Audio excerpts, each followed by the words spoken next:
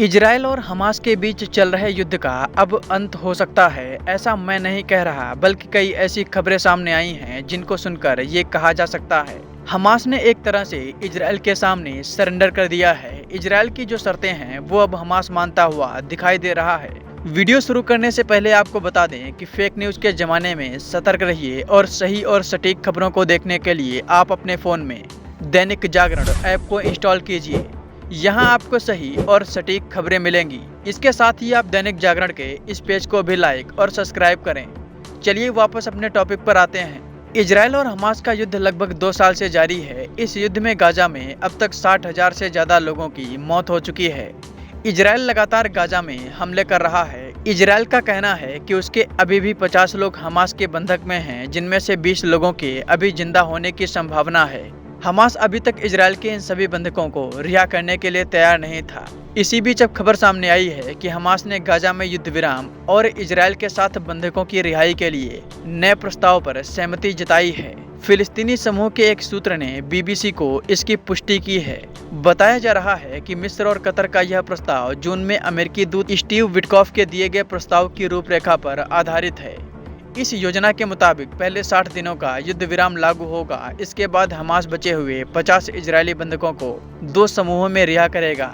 इनमें से 20 के जीवित होने की संभावना बताई गई है। इसके बाद स्थायी युद्ध विराम पर बातचीत आगे बढ़ेगी।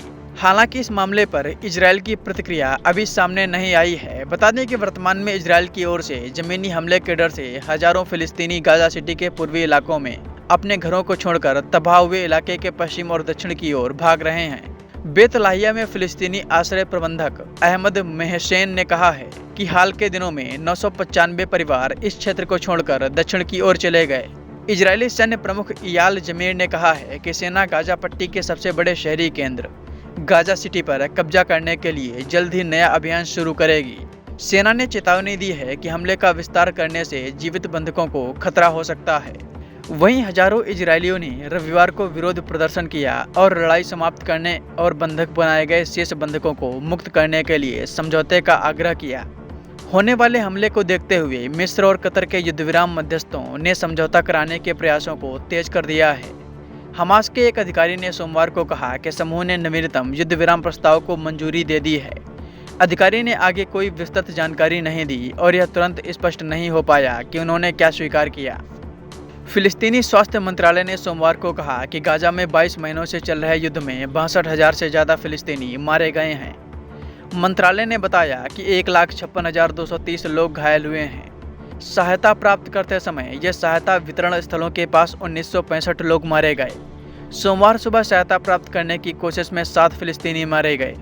इस बीच इजरायल ने कहा है कि 9 देशों के सहयोग से गाजा में 161 खाद्य सहायता पैकेट गिराए गए। साथ ही सेना ने दक्षिण गाजा के खान यूनिस के पुराने कब्रिस्तान क्षेत्र में एक सशस्त्र आतंकवादी सेल को नष्ट कर दिया।